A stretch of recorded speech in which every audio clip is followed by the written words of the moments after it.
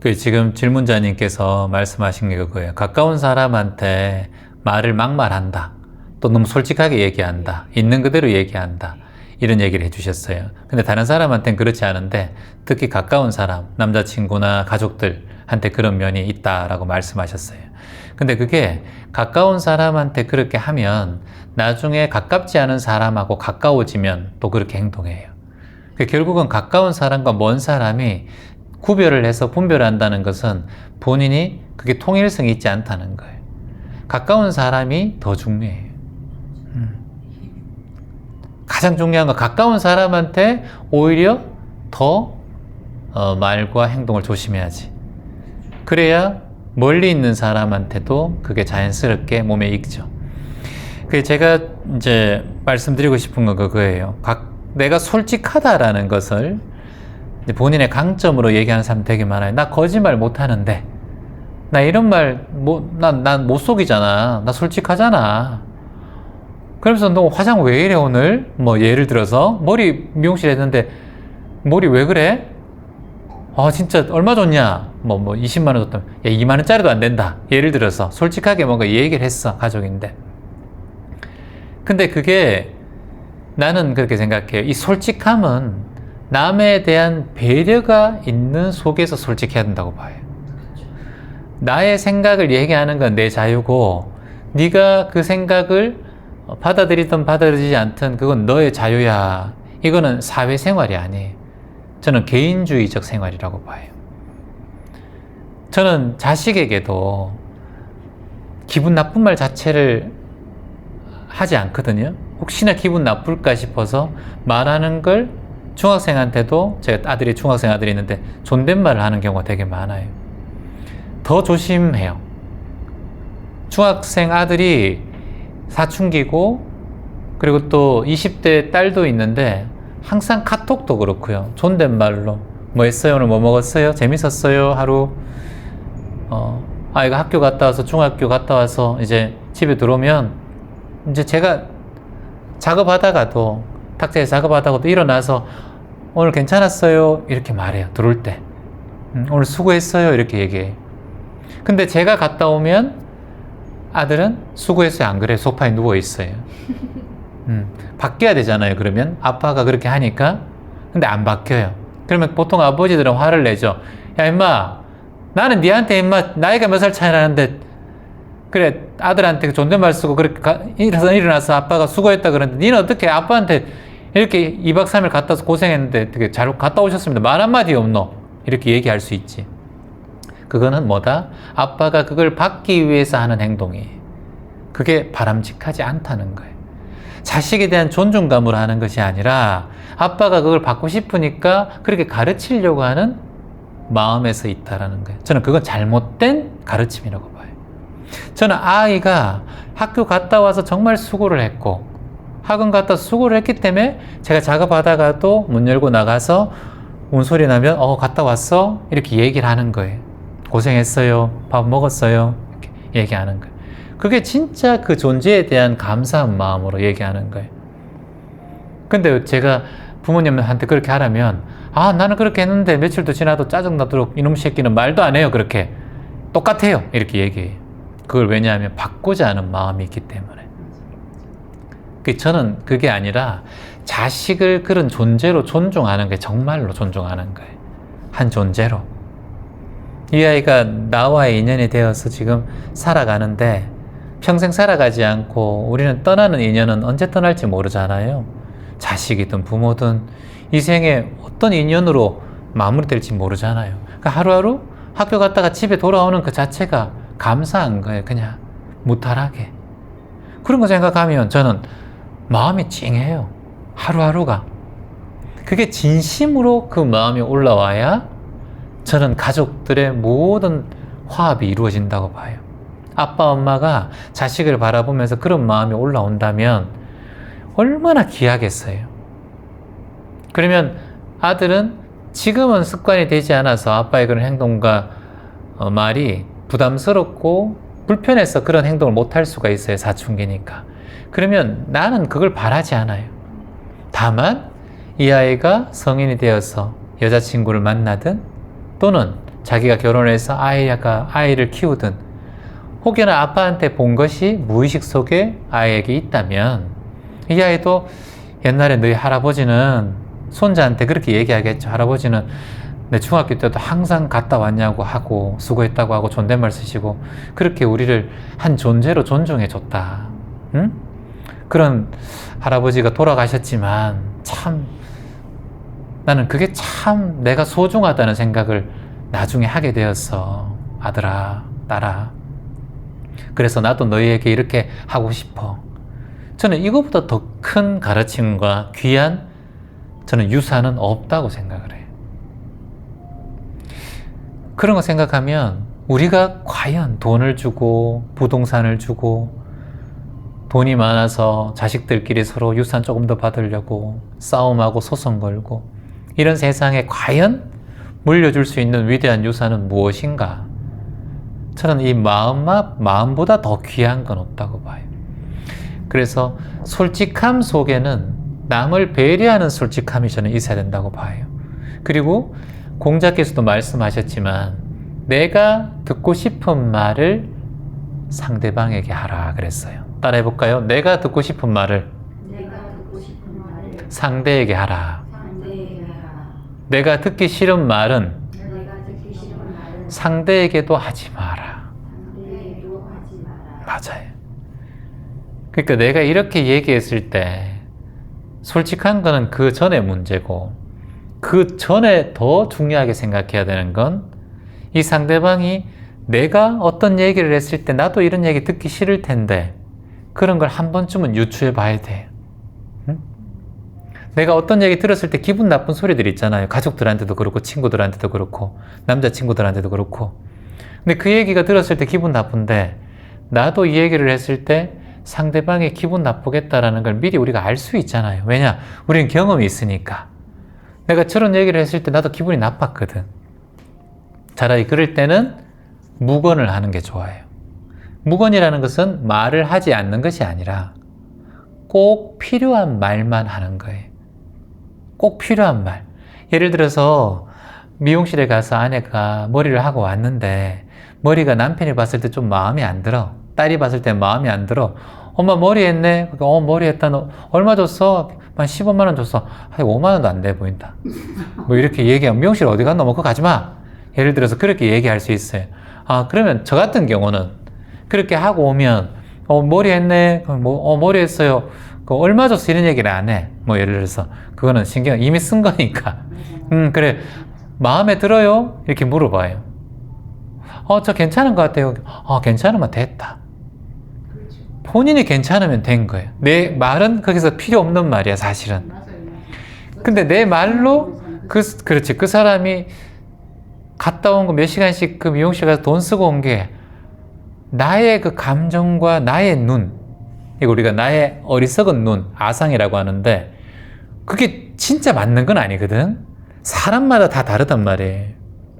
예, 여기 카레집에 가서 카레를 먹고 싶은 사람이 있고 여기 해물탕을 먹고 싶은 사람이 있고 뭐 전복을 먹고 싶은 사람이 있고 비빔밥을 먹고 싶은 사람이 있는데 각각 다르단 말이지.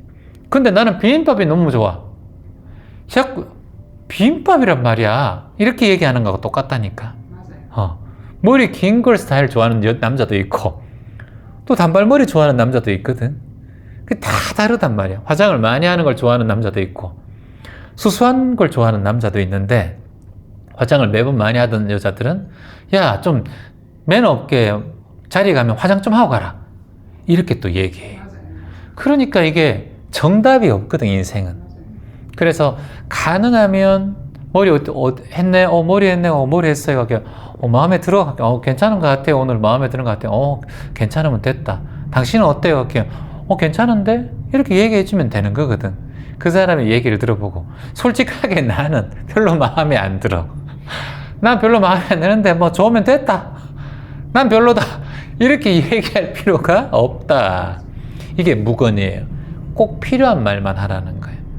사실은 그 사람의 내 솔직한 마음을 표현해 달라고 해서 말했을 때 상대방이 내가 머리를 하고 왔는데 상대방이 나는 마음에 드는데 상대방이 별로 아니다라고 얘기를 들었을 때 내가 기분이 나쁠까 안 나쁠까? 유추할 수 있잖아. 나 기분 나쁘거든. 별로 안 좋거든. 그러면 그걸 본인이 알잖아. 그래서 아까 공자가 말씀하셨듯이 내가 듣기 싫은 얘기는 남한테도 하지 말라는 거예요. 내가 듣고 싶어 하는 소리를, 내가 들었을 때 기분 좋은 소리를 상대방에게 해주라는 거예요. 그거는 솔직함을 떠나서 인간의 삶의 도리자 예절이라는 거예요. 그게 사랑이고 예의예요. 그 사랑과 예의 앞에서 솔직함을 표현하는 게, 그렇게 해야 된다는 거예요. 특히나 중요한 건 가까운 사람일수록 더 그렇게 해줘야 된다. 저는 그렇게 생각을 해요. 그리고 이제 외국 사람들이 되게 솔직하다고 많이 표현하는데, 외국 사람들이 매너가 더 좋아해요. 절대 남에게 기분 나쁜 소리 같은 거 안 해요. 남에게 피해 줄 행동을 잘 안 해요. 일본 사람이든 프랑스 사람이든 미국 사람이든 제가 많은 나라를 이렇게 다녀봐도 캄보디아든 베트남이든 매너를 지켜주지. 매너를. 우리나라가 약간 직설적이에요. 싫으면 싫다고 그러고 좋으면 좋다 그러고. 그래서 이게 단일 민족의 어떤 혈통 같아요. 그러니까 이렇게 또 빨리 성장도 하고 또 빨리 무너지기도 하고, 극과 극인 것 같아요. 탁 끌어올랐다가 또 팍 씻고. 유행도 얼마나, 핸드폰을 전 세계에서 가장 자주 바꾸는 나라가 어느 나라예요? 우리나라입니다. 그만큼 유행도 빠르고요. 물과 기름처럼 왔다 갔다 왔다 갔다 이렇게 해요. 그게 뭐 장단점이 있겠지만, 근데 외국 가보면요 정말 배려 많이 해요.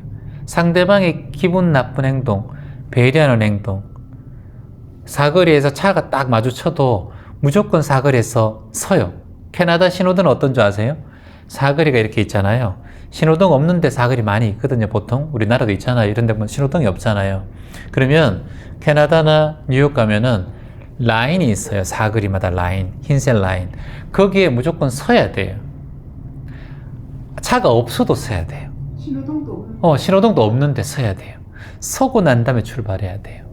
우리나라는 사거리 이런데, 사거리잖아요. 여기 앞에 가다가 상거리에 있으면 그냥 지나가잖아.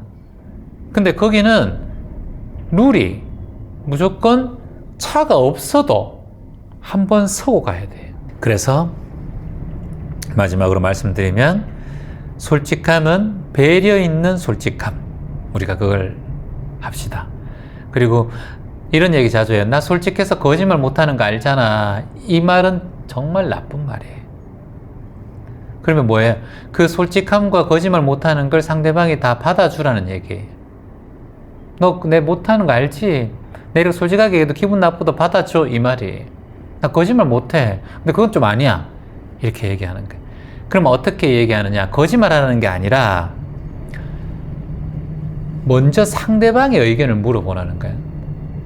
너는 어때? 그 얘기에 대해서. 나 말이야 이런 고민이 있는데 너한테 어떤 얘기를, 남자친구 때문에 고민을 좀 털어놓고 싶어. 너 어떻게 생각해? 너는 어떻게 생각하는데 그 남자에 대해서? 이렇게 먼저 물어보라는 거예요. 그러면 그 사람의 마음이 어느 정도 나와요. 이렇게. 그러면 거기서 내가 이 사람이 솔직함을 주는데도 이 사람이 상처를 안 받게 위로하고 치유할 수 있는 솔직함을 전달해 주는 게 좋아요. 저는 여러분들에게 솔직하게 말하거든요. 저는 지금까지 저를 속여 본 적이 별로 없어요. 여러분께 하면 솔직하게 얘기해요. 뭔가 얘기하면 저 그런 거 안 됩니다. 그렇게 하세요. 저는 괜찮습니다. 다 솔직하게 얘기해요. 근데 상대방을 기분 나쁘게 하는 솔직함이 아니에요. 왜냐? 상대방에 상처를 주는 걸 저는 가장 싫어하니까. 근데 솔직해도 상대방이 상처를 안 입게 하는 솔직함이 있다니까. 그러니까 내가 아무리 솔직히 얘기해도 상대방이 스트레스를 안 받는 솔직함이 있다니까요. 근데 우리는 솔직함을 내 생각이 맞다라고 생각하면서 얘기를 자꾸. 저는 근본적으로 제 생각이 틀릴 수도 있고 맞을 수도 있기 때문에, 상대방의 생각도 틀릴 수도 있고 맞을 수도 있기 때문에 거기에 대해서 모든 조건을 열어두는 거예요. 그러니까 내 주장을 하지 않아요. 내 주장을 하지 않는다니까요. 근데 너 머리 그거 별로야. 이건 내 주장이에요. 나는 뭐 머리에 대해서 잘 모르니까 사람마다 다 다르지만 그렇게 머리 스타일을 한 미용 원장의 어떤 컨셉이 있었겠지. 나는 전문가가 아니잖아. 내가 뭐 헤어스타일 전문가면 얘기하겠다. 뭐 예를 들어서 여기 인도 카레가 있어. 인도 카레를 먹고 있는데 이게 다 저는 맛있는데 맛없다 그러잖아요. 사람들이 데려가서 맛없다 그러면 아유 제가 제 입맛에는 괜찮은데 이거 맛없을 수도 있겠네요. 입맛이 좀 틀릴 수도 있겠네요. 다를 수도 있겠네요. 이렇게 얘기하는 게 제 솔직함이에요. 나는 맛있는 걸 얘기해도 돼요. 근데 네 얘기 들어보니까 네 입맛에는 안 맞을 수도 있겠다. 이게 솔직한 마음이잖아. 그래 다음부터 우리 좀 생각해보고 하자. 이렇게 얘기할 수 있잖아. 여행을 가서 베트남 여행을 가서 너무 더운데 우기 때 잘못 와서 막 더워 죽겠다. 막 이렇게 얘기하는 친구가 있어. 그럼 나는 별로 괜찮아. 난 또 이렇게 괜찮은데 너무 더운 것보다 비도 맞고 좋은 것 같은데 근데 니는 이런 날씨를 싫어하니까 너는 좀 불편할 수도 있겠다. 이게 솔직한 심정이거든. 근데 왜 싫은데? 난 좋은데. 진짜 여행 와서 재수없게. 이렇게 얘기한다든가 내 주장을 자꾸 얘기하면 그건 저는 아주 불편하게 하는 솔직함이라고 봐요. 그러니까 항상 열려있는 마음. 내가 틀릴 수도 있다. 라는 마음. 저는 그게 중요하다고 보거든요. 내가 틀릴 수도 있고 상대방이 맞을 수도 있고 이렇게 하면 문제될 게 아무것도 없어요. 세상에. 자식하고 아내하고 자식들 그리고 친한 친구들 부모님들 여기에 대해서 틀이 딱 깨지니까 모든 게 깨어지더라고요. 다 수행의 한 단계 업그레이드 돼버리더라고요. 그러니까 여러분은 가장 큰 수행을 자녀, 부모, 딸, 엄마 사실 그 직장 동료 그분들을 케어해버리면 안아버리면 한 단계 완전 업그레이드 돼요. 그건 1000배하고 3000배하고 매번 108배하고 그거 달라요. 훨씬 더 큰 차원이 돼요. 가장 어려운 상대를 용서해버리고 용서할 것도 없고 안아버리고 비워버리면 알아차려버리면 진짜 이만큼 올라가요. 그러면 10년 걸릴 것도 1년 만에 또는 한 달 만에 될 수 있어요. 그게 안 되기 때문에 평생 눈 감을 때까지 그놈 이러면서 산다니까. 근데 그게 안 되면 내 마음이 제일 불편해. 그 사람은 잘 몰라. 내가 힘들지. 그렇게 그래도 우리가 알아차리면서 한번 살아봅시다. 예, 고맙습니다. 네.